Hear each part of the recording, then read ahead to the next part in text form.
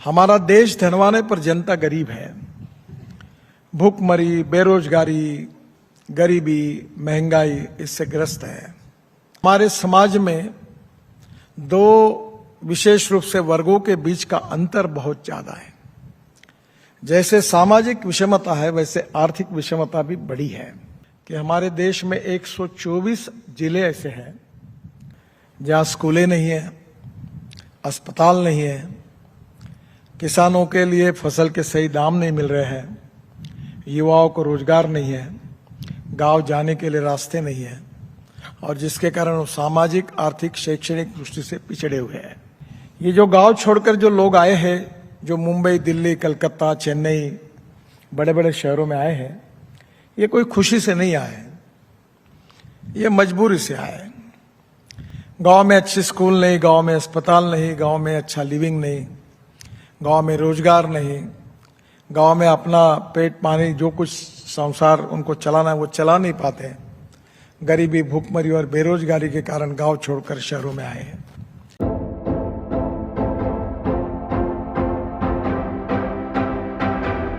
सरकार की ओर से यह दावा किया गया कि मेक इन इंडिया और आत्मनिर्भर भारत की सफलता के फल अब नजर आने लगे हैं।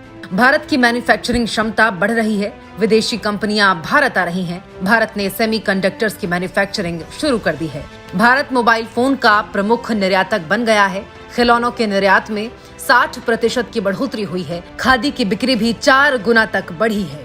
मगर हकीकत क्या है वो सुनिए। भारत अब और ज्यादा निर्यात पर निर्भर है। अकेले चीन के साथ 2022 में $100 अरब से ज्यादा का घाटा हुआ है। भारतीय खिलौना उद्योग अभी भी चीन की तुलना में 200 गुना छोटा है। सेमीकंडक्टर्स के लिए चल रहे मेक इन इंडिया प्रोजेक्ट्स में मौद्रिक आवंटन, टैक्स इंसेंटिव्स और निरंतर पानी की आपूर्ति, बिजली, स्किल्ड वर्कफोर्स जैसे मुद्दों को संबोधित नहीं करने के लिए सरकार की आलोचना हो रही है। दिसंबर 2022 में भारत का कुल व्यापारिक निर्यात 12% गिर गया। वर्ष 2022-23 में खादी विकास योजना के बजटीय आवंटन में कटौती की गई है। अब सरकार का दावा नंबर 2 सुनिए। कोरोना काल में भारत करोड़ों लोगों को गरीबी रेखा से नीचे जाने से बचाने में सक्षम रहा है। कोरोना महामारी के दौरान भारत उन देशों में से रहा जहां जान बचाने और गरीबों को भोजन से वंचित न रहने को सर्वोच्च प्राथमिकता दी गई थी। मगर हकीकत क्या है, असल आंकड़े क्या कहते हैं, अब वो समझिए। वर्ल्ड बैंक के मुताबिक साल 2020 में 5 करोड़ 60 लाख लोग वापस गरीबी रेखा के नीचे चले गए हैं।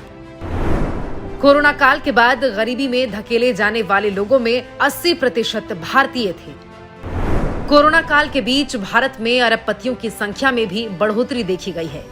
साल 2020 की शुरुआत में देश में 106 अरबपति थे, जो कि साल के अंत में जब कोरोना अपने चरम पर था तो वो आंकड़ा 166 तक पहुंच गया। ग्लोबल हंगर इंडेक्स 2022 में भारत 121 देशों में से 107वें नंबर पर रहा। कोरोना काल के दौरान विदेशों में फंसे भारतीयों को लाने के लिए विमान की व्यवस्था की गई थी, जबकि प्रवासी श्रमिकों के लिए और गरीबी रेखा से नीचे के नागरिकों को अपने घर तक पहुंचने के लिए कोई मदद नहीं दी गई। सरकार का दावा नंबर 3 है कि भारत अपने विकास और फैसलों की दूरदर्शिता के लिए पहचाना जा रहा है और अब हम दुनिया की 5वीं सबसे बड़ी अर्थव्यवस्था बन चुके हैं। हकीकत क्या है? 2022 में इंटरनेशनल इंस्टीट्यूट फॉर मैनेजमेंट के अनुसार, यानी कि IMD के अनुसार, भारत दुनिया में 63 में से 7वें रैंक पर है। प्रति व्यक्ति आय यानी कि पर कैपिटा इनकम के मामले में भारत 41वें स्थान पर है। GDP की वास्तविक विकास दर धीमी होने की उम्मीद है। साल 2022-23 में जो 60% था वो 23-24 में 6.5% तक पहुंच सकता है। सरकार का दावा नंबर 4 है कि पिछले कुछ सालों में भ्रष्टाचार के खिलाफ कठोर लड़ाई लड़ी गई है। सरकारी तंत्र में पक्षपात और भ्रष्टाचार समाप्त करने के लिए एक प्रभावी प्रणाली तैयार की गई है। हकीकत क्या है? करप्शन परसेप्शन इंडेक्स में भारत की रैंकिंग में पिछले कुछ सालों में कुछ खास सुधार नहीं देखा गया है। पिछले 7 वर्षों में पीएम मोदी ने कुछ खास पूंजीपतियों को कम कीमतों पर सार्वजनिक संपत्तियां सौंप दी और अपारदर्शी माध्यम से उद्योगपति से बड़े पैमाने पर चुनावी चंदा इकट्ठा किया। हाल में अडानी समूह पर लगे आरोप इस बात को और स्पष्ट करता है कि कैसे पूंजीवाद मोदी सरकार के सह में फलता फूलता है।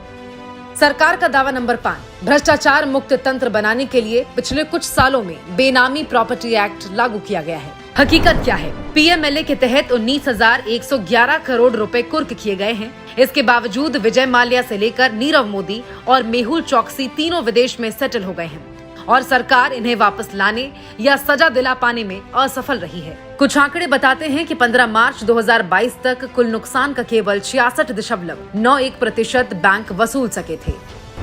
भारत सरकार द्वारा 335.06 करोड़ रुपए जब्त किए हैं, लेकिन इसके इस्तेमाल को लेकर कोई पारदर्शिता नहीं रखी गई है।